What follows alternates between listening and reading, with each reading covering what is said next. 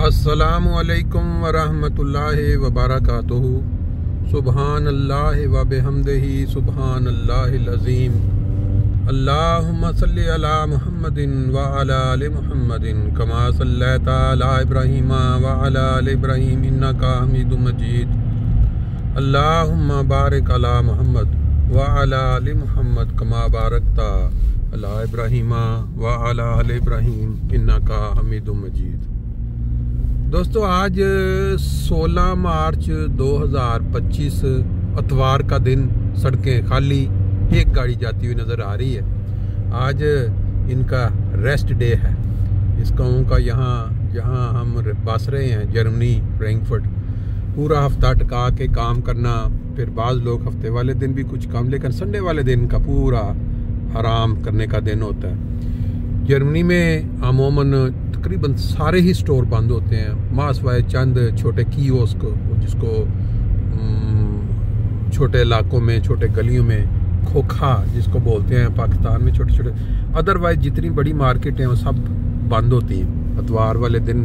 बाज़ ममालिक में आप जाएं, वहाँ बाज़ार कुछ खुले होते हैं, लेकिन यहाँ इन्होंने ये रखा हुआ कि इतवार को मुकम्मल तौर पर रेस्ट करें। एयरपोर्ट्स पे या रेलवे स्टेशन पे बाज़ स्टोर जो हैं वो खुले होते हैं।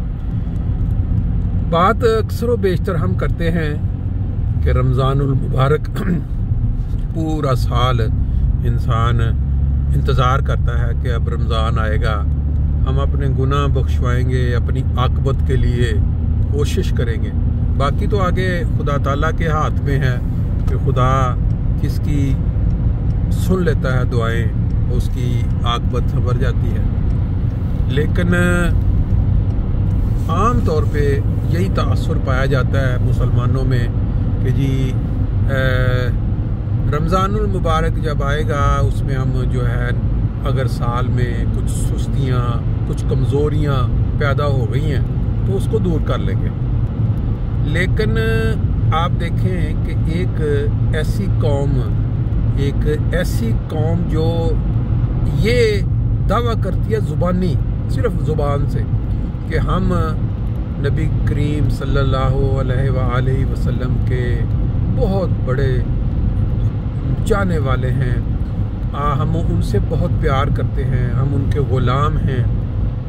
लेकिन जब अमली तौर पे ज़रूरत पड़ती है तो वो बिल्कुल, उनका किरदार जो है बिल्कुल उससे उल्ट हो जाता है।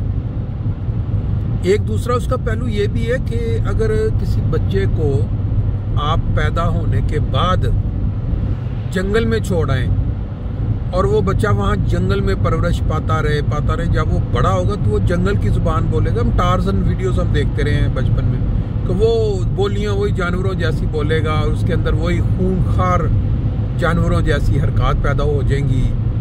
सेम यही हालात पाकिस्तान के हैं कि ये जो लोग 40 साल 50 साल की उम्र के हैं या 35 साल, ये जो आपके सामने अक्सर नज़र आते हैं, ये उन भट्टियों के अंदर पक के बड़े हुए हैं जिनके अंदर मजहबी मुनाफरत की आग जो है सुलगाई गई।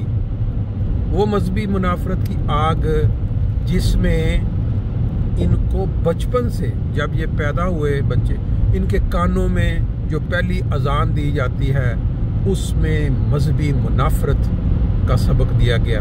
इनको सिखाया गया कि कौन से फ़िरके जो हैं आपस के अंदर, ये दूसरा जो है वो काफिर है, हमारा फ़िरका जो आबाओ अजदाद वो ठीक रास्ते पे है, मुसलमान है। फिर जो दूसरे फ़िरके में पैदा हो उसने दूसरे के मुतल्लिक़ ये कानों में डालना शुरू कर दिया।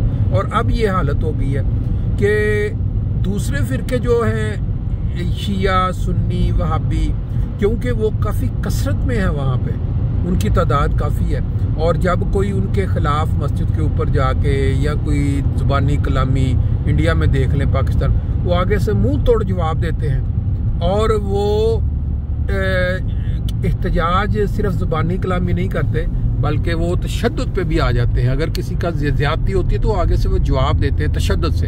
अगर किसी का कोई कत्ल करते हैं, मारते हैं, तो आगे से भी दो फड़का देते हैं। और अगर मस्जिद पे कोई करेगा तो वो उल्टा उनकी मस्जिद, जिसकी वजह से एक बैलेंस सा कायम है। जैसे दुनिया में जो ताकतें होती हैं, जिनके पास ताकत है, उनको पता हो कि उसके पास भी हथियार है, तो वो फिर उसका छेड़ाछाड़ी नहीं करते, लड़ाई नहीं करते, सिर्फ वो बातों।